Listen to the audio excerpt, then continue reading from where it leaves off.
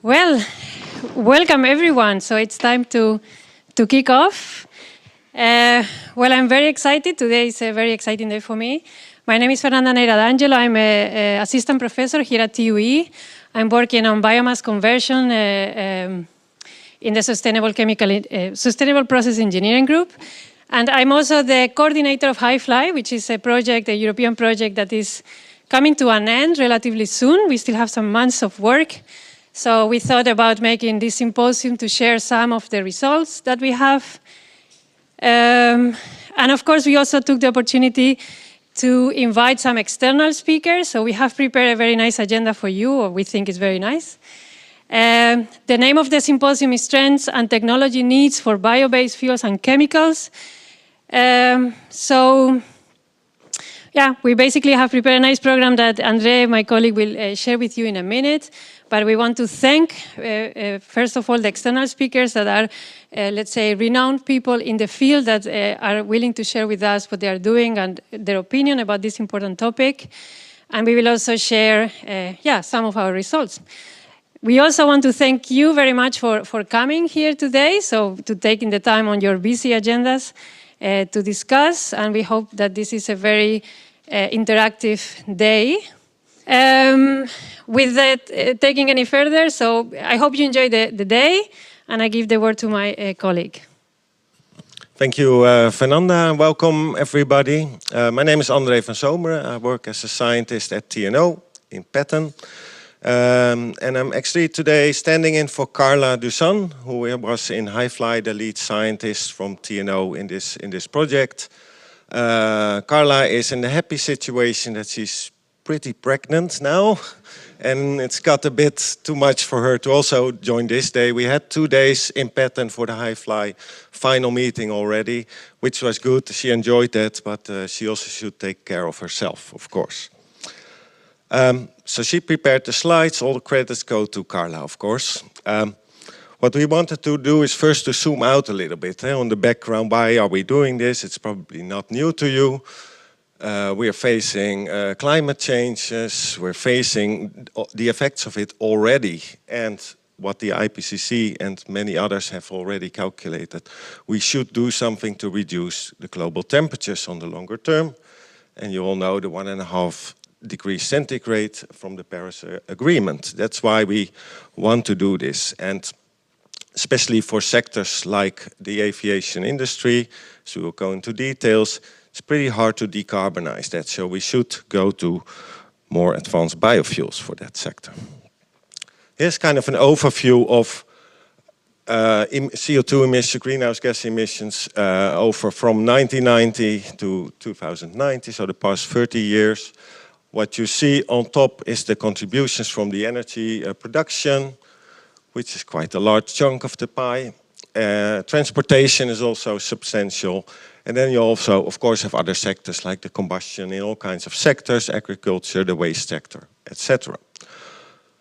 2 messages. One is that overall emissions are already lower than in 1990. That can be good news. And you see on the right side, it may be a bit small, but for all kinds of sectors, there is decrease in the emissions already, except for transportation.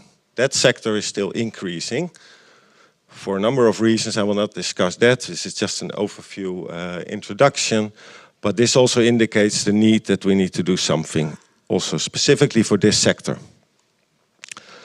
And it's not only the energy sector that contributes substantially to the greenhouse gas emissions. It's also the materials sector. So on the left side, you see a slide from the Ellen MacArthur Foundation, where in blue you see all the chunks for energy-related emissions, and on the right side for materials and food, so agriculture, forestry, land use. In the industry, so the concrete, cement and concrete productions, the steel industry, to name a few heavy contributors. So also on that side we need to do something. So it's not only the energy transition, but also a materials transition. On the right side we found a nice picture, vision from a recent paper by Vogt and Weckhuizen, published in Nature. It's worth reading. And they made kind of a projection on what, well, the current situation where we have, of course, oil-based refineries and what it can be in the future. What they assumed is we need, or what they stated is we need really long-term support from policymakers, from governments, from industry to develop the science and technology that we need for this huge transition.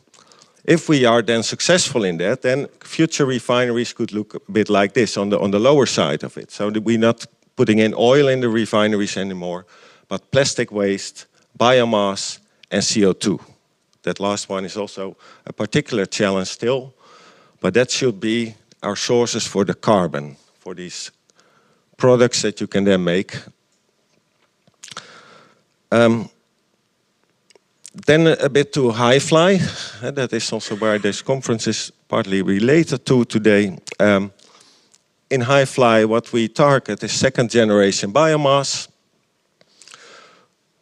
Assume biorefinery technologies. In this project, we did not look into it too much in the technologies, but there are a number of biorefinery technologies that fractionate the biomass into its cellulose, the hemicellulose sugars, and the lignin. And well, from the fuel production side, the cellulose, of course, you can hydrolyze to the monomers, and then by alcohol to jet technologies make jet fuel of it. HIGFLY is targeting the C5 fraction, so the hemicellulose sugars, to convert them by different steps into sustainable aviation fuels. Lignin is also not considered directly in HIGFLY, but of course you can use that in materials application or, if needed, also in energy applications.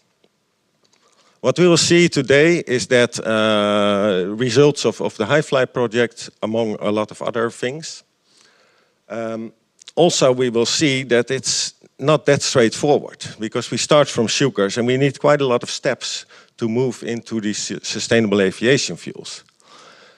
So at some point, and I was also discussing this at home, you were wondering, is there then still hope? Because it's so complicated and things do not only work.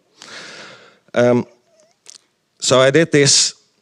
This is the question for today, and I hope at the end of the day you can give me some hope.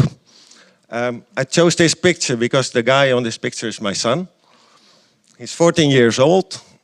He is very interested in technologies, also in a sustainable future. And the difficulty for him is that his dream is also to become a pilot. So he wants to fly these things in the future. So he's saying to me, what can we do? Because he knows also that the kerosene we use today should not be the kerosene of the future. So I hope that after today, you can give me some hope so I can return home and then ensure my son that things will be okay in the future if we all do our best. Thank you. So we move on now.